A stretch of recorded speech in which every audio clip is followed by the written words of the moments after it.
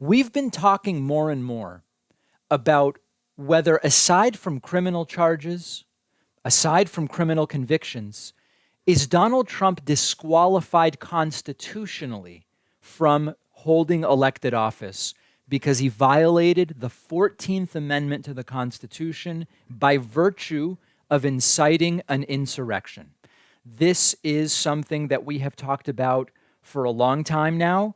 There is a lawsuit out of South Florida saying that's what happened. There is the consideration of New Hampshire moving to preclude Trump from even being on the ballot because he violated the Constitution. So this has now gotten to Donald Trump. Trump himself is now terrified that they actually might not let him be president again, even if he were to win. Trump posting to his soon-to-fail social media platform, Truth Social, quote, almost all legal scholars, what is that, like Jonathan Turley? Almost all legal scholars have voiced opinions that the 14th Amendment has no legal basis or standing relative to the upcoming 2024 presidential election. Like election interference, Trump says, it is just another trick being used by the radical left communists, Marxists, and fascists to again steal an election that their candidate, the worst, most incompetent, and most corrupt president in U.S. history, is incapable of winning in a free and fair election. Make America great again. So, Trump's terrified. Trump realizes when Trump posts about something and says there's no merit to this thing that I'm posting about, it's because he realizes there very well may be merit to it. Donald Trump may be disqualified from holding office because of his role inciting an insurrection in the days leading up to and on January 6, 2021. Now let's discuss two parts. The first one is shorter. There's this question of should this be done? Should states prevent Trump from running or whatever the case may be? It is true that it's up to state attorneys general to decide, are we even allowing the guy on the ballot? But I received a number of emails last time we talked about New Hampshire looking into this from folks like you in the audience saying, David, there's really nothing to decide. If you incite an insurrection, you are disqualified from holding office. It's not like should we, shouldn't we? You are disqualified. Of course, his removal from the ballot is an important technicality. That's the consequences. That's the consequence. But if you've incited an insurrection, you're disqualified. Here is Adam Schiff talking about this on MSNBC a couple of days ago. Thought on whether that's a valid argument? I think it is a valid argument. The 14th Amendment, Section 3, is pretty clear. If you engage in acts of insurrection or rebellion against the government, or you give aid and comfort to those who do, you are disqualified from running.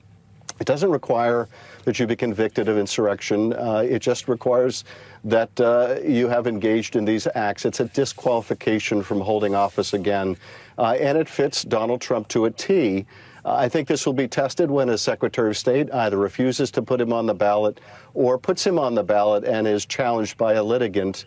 I would imagine it will go up to the Supreme Court, and that's the big question mark through all of this, which is, what will the Supreme Court do? There are prominent constitutional scholars as well as prominent progressive scholars who believe that he should be disqualified. But will the court take that step? Ultimately, only time will tell. But I do think it is a very legitimate issue. By the clear terms of the 14th Amendment, he should be disqualified from holding office. Okay, so that's the first part, sort of like, do Trump's actions qualify for disqualification? It seems the answer appears to be yes. So now we go into, where does this come from? Section 3 of the 14th Amendment to the Constitution is where these provisions are contained. So here is the relevant section, the relevant text of Section 3. Quote, no person shall be a senator or representative of Congress or elector of president and vice president, or hold any office, civil or military, under the United States or under any state, who having previously taken an oath as a member of Congress or as an officer of the United States or as a member of any state legislature, or as an executive or judicial officer of any state, to support the Constitution of the United States shall have engaged in insurrection or rebellion against the same, or given aid or comfort to the enemies thereof. But Congress may, by a vote of 2/3 of each house, remove such a disability. So let me sort of dramatically simplify this. What this provision in the 14th Amendment to the Constitution says is that if you have elected office and you then go and you engage in insurrection or rebellion, or give aid and comfort to those who engage in insurrection or rebellion, then you're not allowed to hold office again, except if there's a 2/3 vote of the House and Senate that says we're going to let you do it anyway. There is an obvious case that Donald Trump both engaged in insurrection and also provided aid and comfort to those engaging in insurrection. We love you, you're political prisoners, they're being treated so unfairly, about the actual insurrectionists. That is giving aid and comfort to them. Talking about potentially pardoning them, that's all aid and comfort, 100%.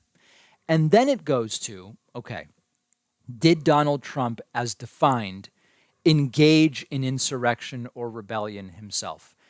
Colloquially, you and I speaking like normal people who just observed what happened, the answer is, of course he did. Whether it's something that would be proven or provable based on the definition under the strict guidelines of evidence in a court of law, I don't know, but that doesn't matter because this does not need to be criminally proven or anything like that. This is for states to decide. This is for Congress to decide. And as we look at it, it is difficult to argue that Trump can run again or be president again. Will this be what stops him rather than the criminal charges or convictions? I don't know. Let me know what you think. Make sure you're subscribed on YouTube. Make sure you're following us on TikTok. We'll be right back. 30 million trees are destroyed every year for toilet paper in the U.S. alone. So toilet paper is a big contributor to deforestation and climate change. Our sponsor, Real Paper, makes toilet paper from bamboo. Bamboo plants keep growing, which means no deforestation. Bamboo also absorbs 5 times as much carbon from the atmosphere as pine trees. And bamboo toilet paper is stronger than regular toilet paper and even softer. So bamboo toilet paper is all around a win for you and for the environment. It's time to move on from that toilet paper from trees that you're using at home. When you use Real Paper, it doesn't feel like you're sacrificing anything. It's soft and fluffy, and they'll ship it to your door in plastic-free packaging on a schedule. Super easy. With every box of Real Paper you buy, they are funding reforestation efforts across the country through their partnership with One Tree Planted. So unlike the toilet paper that cuts down trees, Real is helping to actively plant them. Go to realpaper.com/Pacman and use code Pacman for 30% off your first order and free shipping. The link is down below.